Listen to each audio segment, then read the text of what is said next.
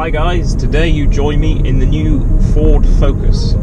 I say it's the new Ford Focus, it actually came out last year, but it's new for me because I haven't had the chance to drive one yet. I'm in this 1 litre 3-cylinder EcoBoost with 125 brake horsepower, which Ford think is going to be one of their best selling models because it blends performance with fuel economy. And I'm in the ST line, which is quite an attractive trim option, in this lovely blue. I can't remember the name of the colour, I'll be honest, I just know it's a very smart looking blue. And this is my first time driving the car, and let's see how it goes. So, because this car's been out since 2018, you've probably seen a lot of car reviews on this already. So there's no point me talking to you about the things that you probably already know, like this car is bigger than the model it replaces, it's got a bigger boot, it's got more space in the rear, it's more practical, it's more refined.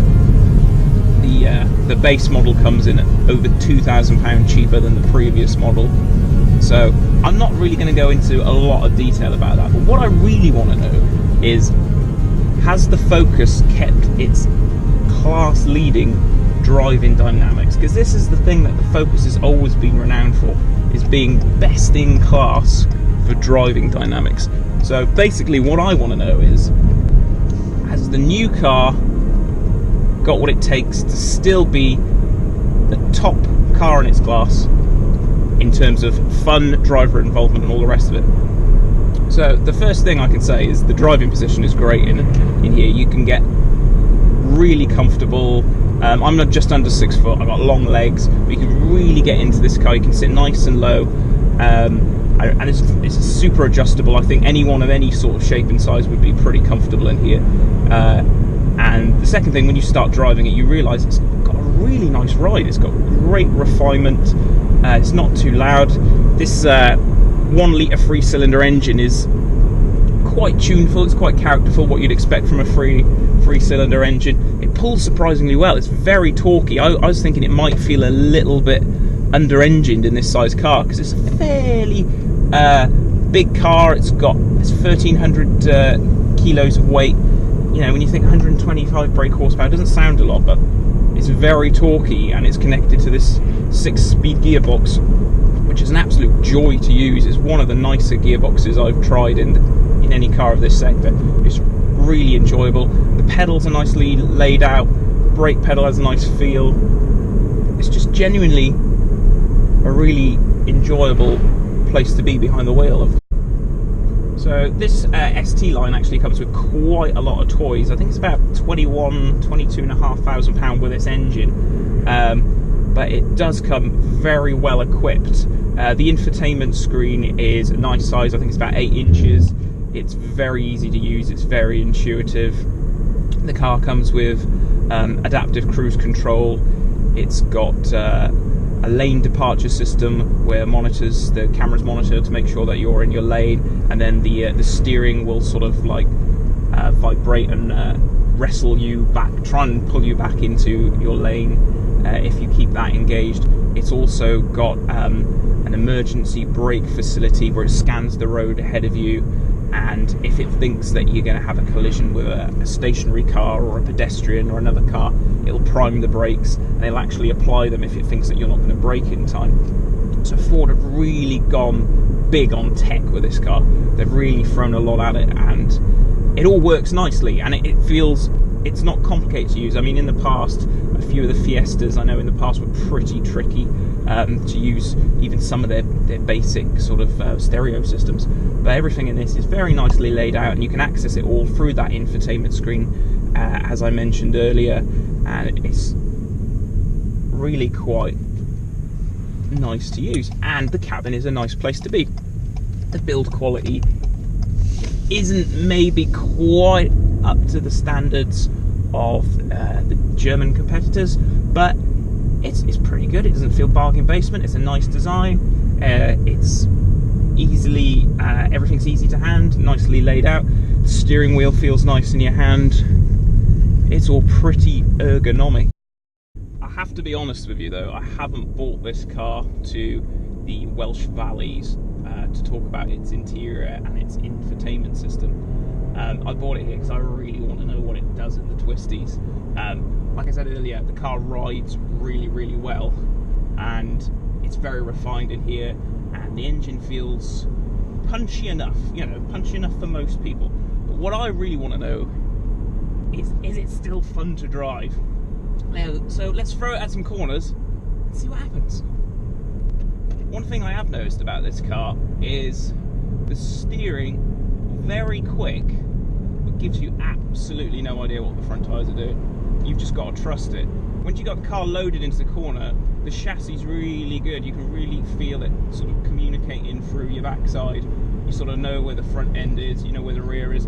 It's got that lovely neutral balance that Focuses have always had. You feel like you could sort of tip them in, and the car's going around the corner in one apiece. The back end's involved in the process, not to the point it's stepping out, but it's definitely aiding the car rotate through the corner. But you don't feel any of that through the steering like you used to, where the steering used to be the high point of these Focuses. You don't get that anymore. The brakes are lovely, really reassuring. You really tip it in. It's a nice amount of roll, good traction, really good traction. Yeah, lovely. ESP kicked in a bit there. I'm going to find out how to turn that off.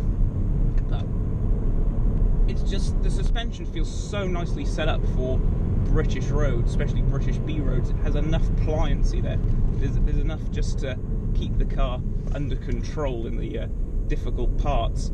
But also there's enough rigidity. The chassis feels nice and rigid, but it doesn't feel like it's jarring. A lot of the, more hardcore hot hatches, the ride tends to be pretty awful most of the time, and especially on craggy sort of Welsh B roads like this. But this is actually a really nice compromise in this ST trim. I think it's got a slightly more exotic setup than the base model, but I hear that's pretty good as well. I've got to make sure I don't massacre cyclists, as tempting as that is.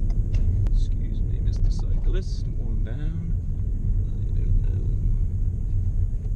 Yeah, this is the problem with nice roads, is that there's always someone in Lycra trying to risk their life. Yeah, but like I said, I don't know if you can hear that on camera, but the engine's got a nice fruity tone.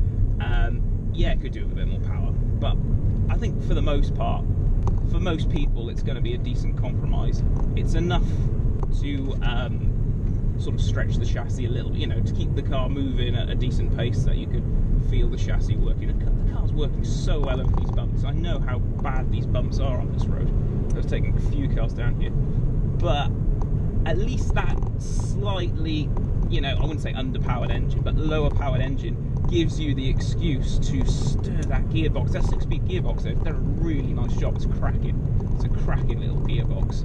It almost feels like Japanese good. When every time you get into a Japanese car and you stir the cogs, it's always a joy. This is pretty similar actually. But for me, it's just the steering letting it down, because this car has always been defined by its steering and its steering feel. But the steering in here, it's not terrible, but it isn't great. It's very quick. Makes the car, it works well with the chassis responses, but sometimes it's a little bit just off centre. It's a little bit gloopy. There's like a stickiness, and it sort of goes light unexpectedly, and then it weights up and slightly unexpectedly. And when you're trying to take the steering lock off coming out of the corner, it feels quite sticky and a bit gloopy, and it doesn't feel like it comes back to centre as naturally or as quickly as you'd want it to.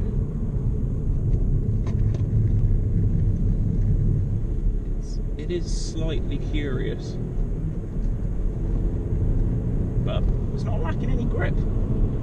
I mean, it's pretty damp today. These are pretty tricky roads, and not lacking any grip, no. And the pedals are nicely laid out for heel and toe. You can really get into the pedals for some heel and toe. Oh, lovely chassis. I think the ST is going to be pretty good. The new the RS should be pretty good. It's quite effortless. It really takes this kind of driving in its stride. Considering this is, your everyday family car, it really takes being spanked quite well. got great stability on the brakes, great feel through the brake pedal as well. It's this is what Ford do well. They get the basics right. They really do get the basics right. We're running on Conti Contact Sport, whatever they call them. I'm not really paying attention. I'm just a bit too indulged in going around the corners. Yeah, it's a sticky tyre. It feels great in these conditions. It's got a really good sort of feel. Feels like it's got plenty of traction. Not that this car is working particularly hard to put a lot of power or torque down, but the ride quality and the refinement, it's really good. It's just a really nicely judged car. It's really nicely balanced between that ride quality and athleticism, because you know, for some pretty demanding corners there, and it just shrugged it off really well. To sum up then, has the new Ford Focus kept up its class leading handling dynamics? Yeah, definitely. This is the car to have if you're into driving and you want a small family hatchback, medium-sized family hatchback, and you like your driving, but you know, you also don't want something too hardcore. You want to be able to live with it day to day. This is still the most driver-focused, pun intended, driver-focused car there is in this segment. Like I said, they've lost a bit with the steering. The steering isn't what it used to be. If you've come from an old Focus, you're going to notice that straight away, and you're going to miss that nice steering feel. But the car it's grown up. It's got a lot more refined. It's got a lot more safety equipment on it. It's easier to live with, but it's still kept that cracking chassis. So well done, Ford. You've pulled the rabbit out of the hat again, and yeah. So if you've enjoyed this video, then please subscribe to our channel, CarShizz, and if you've got anything to comment, please leave a nice little comment below. It doesn't actually have to be a nice little comment. It could be a fairly insulting comment if you want, and we're not really bothered. But yeah, please like and subscribe, and see you on the next video. Okay, cheers.